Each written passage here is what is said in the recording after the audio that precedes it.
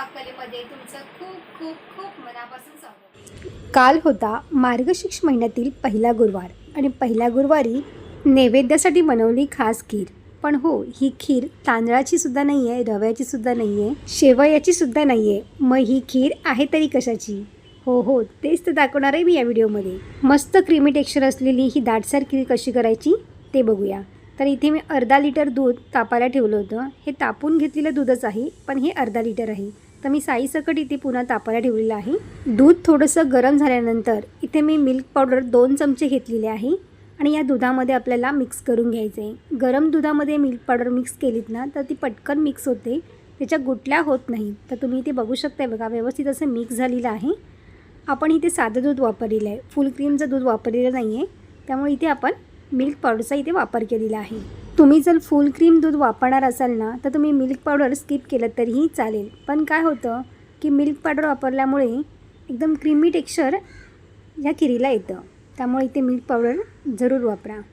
त्यानंतर इथे मी अर्धी वाटी साखर घातलेली आहे, साधारण 6 चमचे मोठे इथे मी साखर वापरलेली आहे। आता गोड तुमच्या अंदाजाने इथे तुम्ही कमी जास्त करू शकता। तर इथे मी ड्रायफ्रूटसुद्धा घेतलेले आहेत, बारीक एकदम पीस करून घेतलेले आहेत बघा, बारीक कट करून आपल्या इथे 2 चमचे यामध्ये घालायचे आहेत। तर ड्रायफ्रूट इथे मी काजू आणि बदाम घेतलेले आहेत, तुम्ही पिस्ता जरी घेतलात ना तरीही चालेल। आणि त्यानंतर खिरीला छान रंग येण्यासाठी आपल्याला यामध्ये केशर घालायचं आहे। केशर हे पूर्णपणे ऑप्शनल आहे, पण तुम्ही घातलं तर खिरीला रंग छान येतो, खाताना खीरसुद्धा खूप भारी लागते। तर आता आपल्या या खीरमध्ये ॲपल घालायचं आहे। तर आज आपण सफरचंदपासून खीर तयार करणार आहोत। अशा पद्धतीने तुम्ही कधी सफरचंदची खीर तयार केली आहे का? मला कमेंट करून नक्की सांगा। पण एकदा तरी अशा पद्धतीने तुम्ही खीर नक्की बनवून बघा। सफरचंद आपल्याला सोलून घ्यायचं आहे, तो धुवायचा आधी, नंतर सोलायचा आहे आणि नंतर आपल्याला किसणीवरती हा किसून घ्यायचा आहे। तर इथे मी अर्धा लिटर दूध घेतलेलं आहे, तर त्यासाठी आपल्याला मोठ्या साईजमध्ये जर असेल ॲपल तर एकच घेतलं तरीही चालेल, किंवा तुमच्याकडे जर छोटे जर ॲपल असतील तर तुम्ही 2 वापरलेत ना तरी चालेल। तर इथे आपल्याला पूर्ण सोलून घेतलेलं आहे, त्यानंतर किसणीवरती आपल्याला ह्याला किसून घ्यायचं आहे। तर अशा पद्धतीने आपल्याला किसणीवरती हे किसून घ्यायचं आहे। तर तुम्ही बघू शकताय बघा, एकदम मोठ्या मोठ्या ह्याच्यामध्ये स्लाईस निघतात बघा अशी, तर ते खातानासुद्धा या खिरीमध्ये खूप भारी लागतं, त्यामुळे मोठ्या किसणीनेच आपल्याला हे सफरचंद किसून घ्यायचं आहे। मार्गशीर्ष महिन्यात दर गुरुवारी आपण देवीच्या नैवेद्यासाठी वेगवेगळे गुळाचे पदार्थ करत असतो, पण अशा पद्धतीने तुम्ही ही सफरचंदाची खीर एकदा नक्की बनवून बघा। घरातल्या मंडळींना अशी खीर जर तुम्ही खाऊ घातलीत ना तर तुमची तारीफ केल्याशिवाय राहणार नाही। तर अशा पद्धतीने आपल्याला हा सगळा किस इथं किसून घेतलेला आहे आणि आता हा किस आपल्याला थोड्याशा तुपावरती परतून घ्यायचा आहे। आता इथे दुधालासुद्धा छान उकळी आलेली आहे।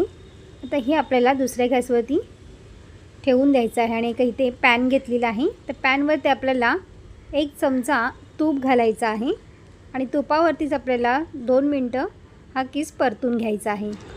परतल्यामुळे पाण्याचा अंश असेल ना तर पूर्णपणे निघून जातो, यामध्ये पाणी सुटलेलं असतं, तर ते पाणी पूर्णपणे आपल्याला घालवण्यासाठी 2 मिनटं फक्त याला परतून घ्यायचं आहे। नाहीतर खीर आपली ना पांचट लागू शकते आणि खातानासुद्धा ती दाटसर वाटणार नाही, त्यामुळे आपल्याला हे परतूनच घालायचं आहे। तुम्ही या ठिकाणी खिरीमध्ये 2 सफरचंदसुद्धा घालू शकता। जर खूपच दाटसर हवी असेल ना तर तुम्ही 2 सफरचंद घातलेत ना तरीही चालेल। आता छान हा किस आपला ड्राय झालेला आहे।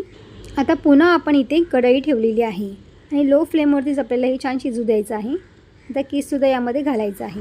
किस घातल्यानंतर थोडे दुधाला उकळ पूर्ण आपल्याला येऊ द्यायची आहे आणि बघा किस तर शिजलेलाच आहे आणि खीरसुद्धा आपली इथे तयार झालेली आहे। तर फक्त आपल्याला उकळ थोडीशी आल्यानंतर गॅस बंद करायचा आहे। कढईला साईडला लागलेली ही सायसुद्धा आपल्याला या खिरीमध्ये घालायची आहे आणि पुन्हा छान ढवळून घ्यायचं आहे। छान थोडी उकळ आल्यानंतर आपण यामध्ये 1 चमचा वेलची पूड घालून घ्यायची आहे आणि पुन्हा छान असं मिक्स करून घ्यायचं आहे। आता जास्त शिजवण्याची गरज नाही आणि दूधसुद्धा जास्त आटवत बसवायची गरज नाही। ही खीर इथे आपली तयार झालेली आहे। आता गॅस आपल्याला बंद करून घ्यायचा आहे आणि थोडीशी थंड करायची आहे। सफरचंदची खीर इथे खाण्यासाठी तयार झालेली आहे आणि तुम्ही ती बघू शकताय बघा, मस्त एकदम क्रीमी आणि खूप छान अशी खीर आपली इथे तयार झालेली आहे। कलरसुद्धा काय भारी आलेला आहे ना, आणि किती घट्टसर ही खीर तयार झालेली आहे, तुम्ही पाहू शकताय बघा। तर या खीर तुम्ही थंड गरम कशीही खाल्लीत ना तरीसुद्धा ही खीर चवीला खूप मस्त लागते। तर एकदा तरी अशा पद्धतीने तुम्ही खीर नक्की ट्राय करून बघा। खास नैवेद्यासाठी केलेली ही खीर तुम्हाला कशी वाटली मला कमेंट्स करून नक्की सांगा. व्हिडिओ आवडला असेल तर लाईक, शेअर आणि सबस्क्राईब करा. बाजूची बेल आयकॉन पण जरूर प्रेस करा, जेणेकरून जेव्हा पण मी नवीन व्हिडिओ अपलोड करेन त्याची सर्वात आधी नोटिफिकेशन तुम्हाला पाहायला मिळेल. धन्यवाद.